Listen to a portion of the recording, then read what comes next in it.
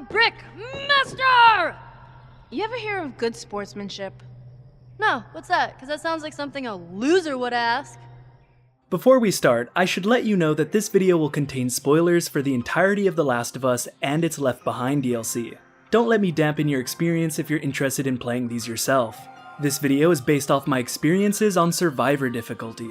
So, Left Behind is the new single-player story DLC for The Last of Us. It actually involves two separate storylines that alternate between each other as you proceed. The first takes place during the main storyline, as the game transitions into its winter section. It involves Ellie wandering around a mall looking for medical supplies for Joel after his unfortunate meeting with some rebar. The second story takes place before the main game and showcases the events that lead up to Ellie being bitten while with her friend Riley. There's a clear separation between these two sections, and they feel at odds with each other design-wise. While you're in winter, you're playing more of the standard game. You're conserving ammo, crafting items from what you find in the environment, and fighting enemies. There's only one section you could really call a puzzle, and while it isn't hard by any means, I thought it was interesting that it could be completed in two different ways. In the sections with Riley, you're walking around while listening to characters talk, you're watching cutscenes, touching things in the environment, and performing the odd QuickTime event. This part of the game feels more like a David Cage game than The Last of Us. While you're playing these sections, you have no inventory and you can't collect crafting items. All you can really do is walk around and touch things. This is where the focus of the DLC's story is, with the winter section feeling like an afterthought. It's like they couldn't think of anything substantial for you to do in the Riley sections, so they opted to fill in one of the sections they glossed over in the main story to keep the player interested. But even then, you don't actually learn anything about this time frame.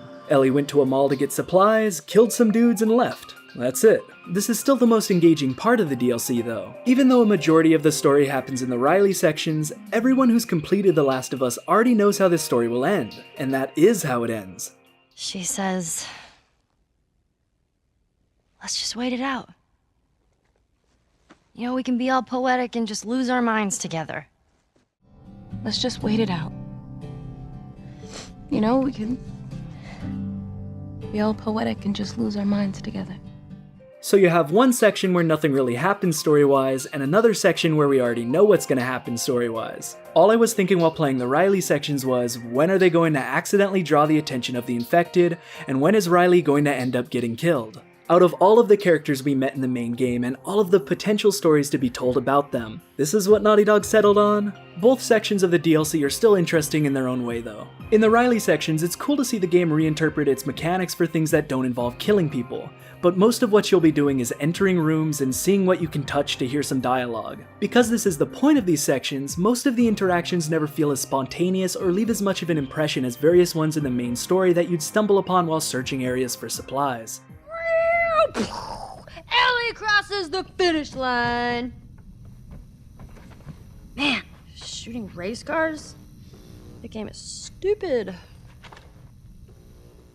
The most notable part of the winter section involves the inclusion of human and infected enemies fighting one another. This was the main reason I wanted to get this DLC. I always wondered why this never happened in the main game, especially when Naughty Dog has pulled this off in many of their other games. Remember that part in Uncharted 2 where it was you, Elena, and Chloe against a bunch of soldiers who are also fighting a bunch of roided up blue dudes? That was awesome. Here, the AI doesn't really know how to handle fighting you and another type of enemy at the same time, because it never had to in the main game. Oftentimes these sections can look pretty silly.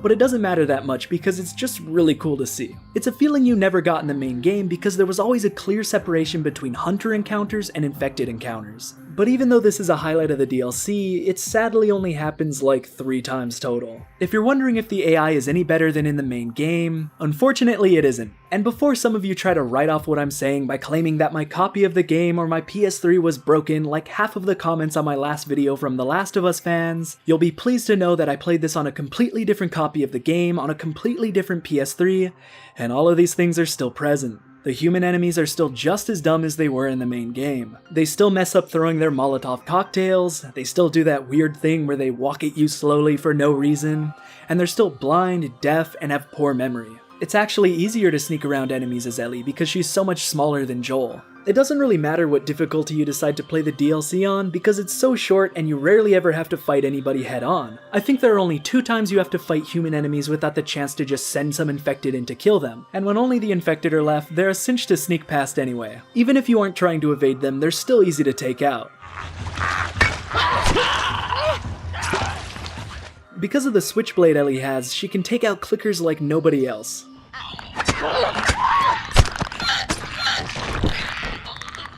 You'd think she'd toss this thing to Joel at some point in the main story to save him the trouble of finding shivs. Ellie is still an interesting character to play as in these sections because of how easy she can get her ass kicked in melee combat, but there isn't any novelty to it like there was in the main story. I began to miss some of the abilities that only Joel had because the solution for almost every combat scenario was hide and stab them in the back. Overall, I find the winter sections of the DLC much more enjoyable than the sections with Riley. Sure, there are some charming lines of dialogue and some cool things in the environment to mess around with, but walking around just isn't as engaging as the core gameplay.